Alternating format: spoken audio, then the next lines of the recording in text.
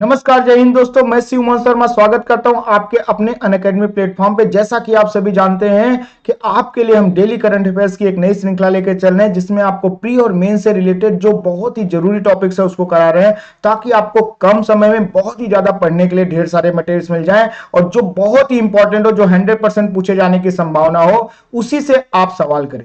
तो इसी के लिए हमारा अगला टॉपिक आ रहा है, जो कि आपके प्री और मेंस दोनों का मुद्दा बन सकता है। आप जानते हैं ऐसे सवाल बहुत ही यूपीएससी पूछता है। तो बस करना आपको इसके लिए एक छोटा सा काम है कि आप तुरंत इस यूट्यूब चैनल को सब्सक्राइब करिए। साथ ही आप क्या करिए, साथ ही इस चैनल को शेयर करिए अपने दोस्तों तक जो कि तैयारी कर रहे हैं, और आप स्वयं भी, और साथ ही आप इसको लाइक और कमेंट भी करते चलिए। तो चलिए देख लेते हैं आज का हमारा टॉपिक क्या होने वाला है। आज का हमारा टॉपिक है कि क्यों सीसीएसई ने आवारा कुत्तों को वैक्सीन परीक्षण से बाहर किया है। ठीक है, उसके अगर बात करें कहां से लिया गया इसका स्रोत के, तो टाइम्स ऑफ इंडिया की न्यूज है, जो कि आप जानते हैं इंडियन एक्सप्रेस साथ में आपके हिंदू और टाइम्स ऑफ इंडिया की न्यूज हम लेके चलते हैं, जिससे कि आपके रिलेटेड फैक्ट्स अक्सर पूछे जाते रहे। तो इसी को लेकर समझेंगे कि क्या है सीसीएसई और क्यों आवारा कुत्तों को वैक्सीन परीक्षण से बाहर किया गया, इसके बारे में चर्चा करेंगे। तो चलिए देख लेते हैं। उससे पहले आपका मैं 30 सेकंड का समय लूंगा। जैसा कि आप जान रहे हैं कि त्योहारों का सीजन चल रहा है और अनअकैडमी पे बहुत ही ज्यादा डिस्काउंट मिल रहा है। ये डिस्काउंट आपको मिलेगा कैसे? पहले तो अनअकैडमी बाय डिफॉल्ट आपको डिस्काउंट देती है ढेर सारे। उसके बाद भी आपको अगर एक्स्ट्रा डिस्काउंट चाहिए, जैसे कि अनअकैडमी एग्जांपल के तौर पे आपको किसी एग्जाम में 5,000 रुपए का डिस्काउंट दे रही है, ये बाय डिफॉल्ट आपका 5,000 रुपया बच गया। लेकिन आपको अब एक्स्ट्रा डिस्काउंट चाहिए, मान लीजिए और 5,000 का डिस्काउंट चाहिए, तो ये 5,000 का डिस्काउंट आपको CU5 कोड लगाने से, यानी टीचर्स कोड लगाने से मिल जाएगा। तो आप इसका उपयोग कर सकते हैं और अपने जेब में ढेर सारे पैसे एक्स्ट्रा बचा सकते हैं। जितना बड़ा एग्जाम उतना ही ज्यादा डिस्काउंट। तो चलिए आज के टॉपिक पे चलते हैं। तो सबसे पहले बात करेंगे, सीसीएसई ने आवारा कुत्तों को वैक्सीन परीक्षण से बाहर रखा है। ठीक है, और हाल ही में क्या हुआ, भारत ने जानवरों पर अनुप्रयोग के नियंत्रण और पर्यवेक्षण के लिए समिति, जिसका नाम क्या है सीसीएसई, ने वैक्सीन परीक्षणों में आवारा कुत्तों को शामिल करने की अपनी सिफारिश वापस ले ली है। क्यों ले ली है, इस पर भी चर्चा करेंगे।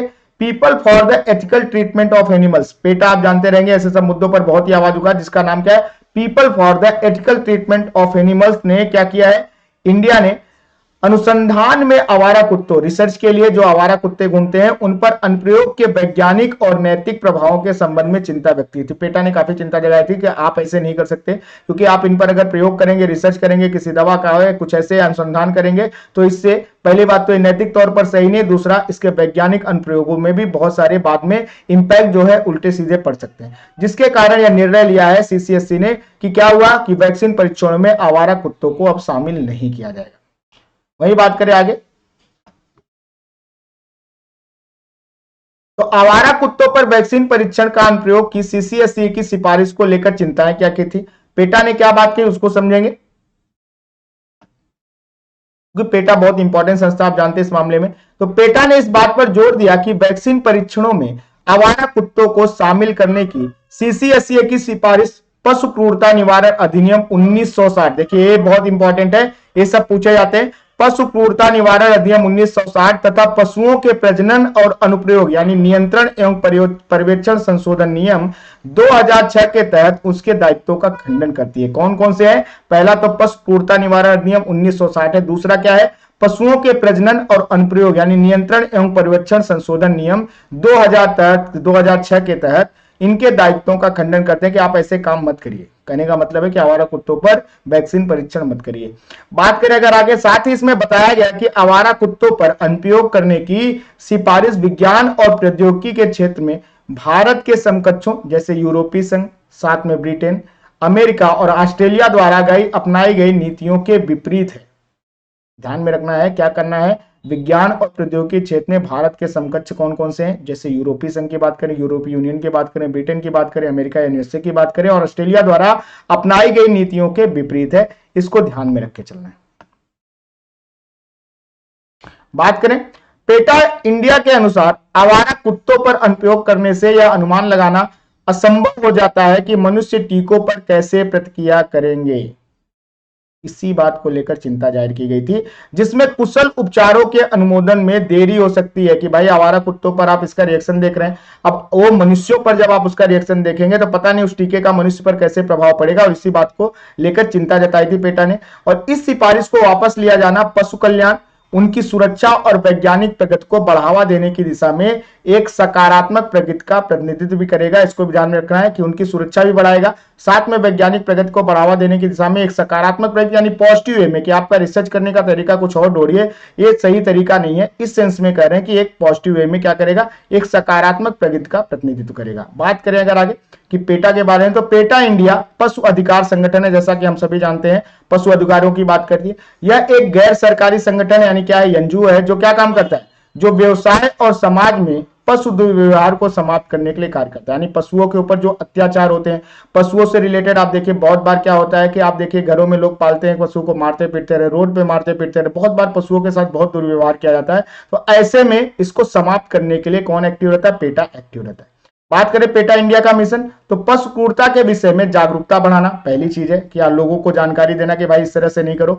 दूसरा, नीति निर्माताओं और जनता को शिक्षित करना, यानी उनको भी बताना कि आपको पशुओं के साथ कैसा व्यवहार करना चाहिए, आप उनके साथ निर्दयता वाला व्यवहार ना करिए। तथा सभी जानवरों के प्रति सम्मान को बढ़ावा देने वाला कॉन्सेप्ट, इसके बारे में जागरूकता करना कि भाई वो भी हमारे साथ रह सकते हैं, कैसे रह सकते हैं, कैसे हम उसको बैलेंस कर सकते हैं अपनी लाइफ के साथ, कैसे उनके साथ कुछ ऐसा बर्ताव ना करें जिससे उनको नुकसान पहुंचे, इसके बारे में जानकारी देने की बात करती है। बात करें अगर आगे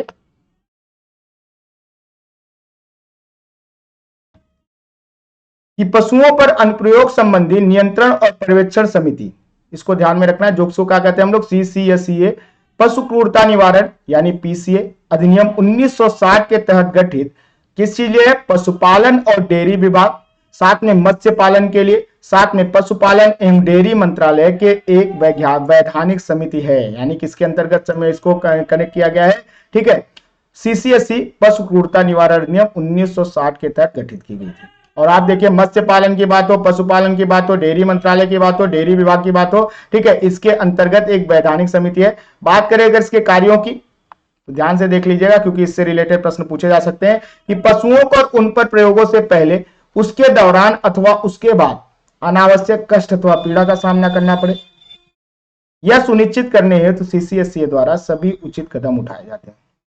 मतलब आप इसको इस तरह से समझ सकते हैं कि पशुओं पर मान लो कोई टेस्टिंग हो रही, क्षमा करिएगा, आप जानते हैं बहुत सारी टेस्टिंग होती रहती है, आप देखिए चूहों से लेकर अलग अलग जगहों पर टेस्टिंग होती है, दवाइयों से लेकर बहुत सारी चीजें। तो ऐसे में उनको कष्ट अथवा पीड़ा का सामना करने पड़े, इसलिए सुनिश्चित करती है कि ऐसा कदम ना उठाए।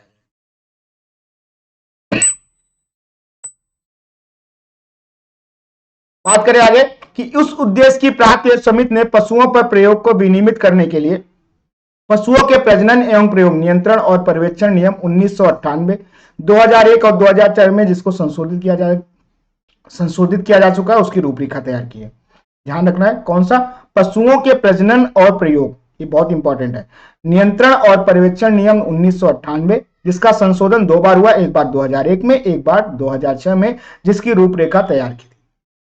बात करें आगे कि उपरोक्त नियमों के प्रावधानों के तहत चिकित्सा अनुसंधान की बात करें, प्रयोगशाला में पशुओं के प्रजनन की बात करें या उनके व्यापार से संबंधित प्रतिष्ठानों को सीपीसीएसईए के साथ स्वयं का पंजीकरण कराना आवश्यक है, ताकि वो प्रयोगशाला में पशुओं का प्रयोग करें तो उसके बारे में बताएं कि कैसे कर रहे हैं, साथ में उनके प्रजनन की बात हो, व्यापार की बात हो, चिकित्सा अनुसंधान यानी कि आपके मेडिकल रिसर्च की बात हो, तो उसमें भी आपको कहां पर रजिस्टर कराना पड़ेगा, आपका सीपीसीएसईए में आपको रजिस्टर कराना पड़ेगा। बात करें अगर पशु क्रूरता अधिनियम 1960 क्या है, ये बहुत इंपॉर्टेंट है। यह भारत की संसद द्वारा पारित एक अधिनियम है जो पशुओं को अनावश्यक कष्ट अथवा पीड़ा पहुंचाने से रोकने का प्रावधान करता है कि जबरदस्ती आप अपने रिसर्च के चक्कर में या कुछ ऐसे कारणों से पशुओं को पीड़ा नहीं पहुंचा सकते, ठीक है। वर्ष 1960 के अधिनियम ने वर्ष 1890 के अधिनियम का स्थान लिया था, जो कि मूल रूप से पारित किया गया था, यानी इसकी शुरुआत हो गई थी 1890 से, जिसको 1960 में क्या किया गया, फिर से, ठीक है, अच्छे से इसको अपडेट किया गया कि और कौन कौन सी चीजें इसमें शामिल की जा सकती है।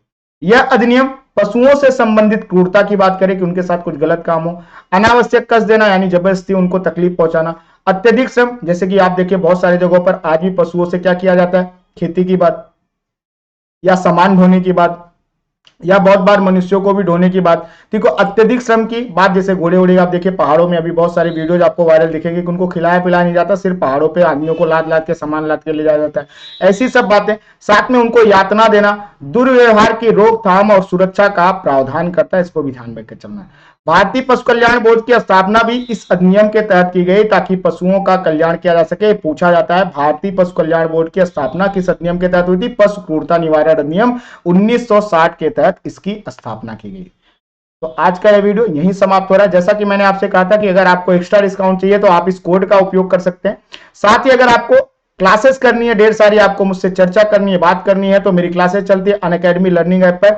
आप वहां को उसको डाउनलोड करके फ्री में क्लासेस ज्वाइन कर सकते हैं। आप उस पर शिव मोहन शर्मा सर्च कर सकते हैं। जैसे आप शिव मोहन शर्मा सर्च करेंगे मैं आपको मिल जाऊंगा। जहां पर हम लोग क्या करें, इस समय पॉलिटी से रिलेटेड आपको ढेर सारे चैप्टर वाइज क्वेश्चन करा रहे हैं, उस पर हम लोग चर्चा भी कर रहे हैं, डिस्कशन भी कर रहे हैं, जिससे कि कैसे और ढेर सारे उससे क्वेश्चन बन सकते हैं या कैसे क्वेश्चन को सॉल्व किया जाता है, कैसे ऑड वन छाटा जाता है, कैसे एलिमिनेट करके आंसर किया जाता है। इन सारी चीजों में हम लोग चर्चा करें तो आप डायरेक्टली वहां पे चैट से मुझसे बात कर सकते हैं या रेज हैंड करके भी बात कर सकते हैं। तो अगर आपको क्लासेस करनी है तो आप वो क्लास भी हमारे यहाँ मोस्ट वेलकम है, आप कर सकते हैं। मेरा नाम सर्च करके आपको मैं मिल जाऊंगा, तो उसमें भी आप इनरोल कर लीजिए। फ्री क्लास है, आपको कोई भी पैसा नहीं लगना है। तो चलिए आज की क्लास यहीं समाप्त हो रही है। जैसा मैं कहता हूं वैसा कि स्वस्थ रहिए, मस्त रहिए, पढ़ाई करते रहिए। फिर से अगले वीडियो में आपसे मुलाकात होगी, फिर से आपको ढेर सारी जानकारियां देंगे। तब तक के लिए आप इस यूट्यूब चैनल को तुरंत सब्सक्राइब करिए, साथ ही अपने दोस्तों तक शेयर करिए और लाइक और कमेंट तो जरूर करिए बच्चों। चलिए आज की आपसे विदा लेते हैं। आप सभी का बहुत बहुत धन्यवाद वीडियो देखने के लिए। आप सभी को नमस्कार।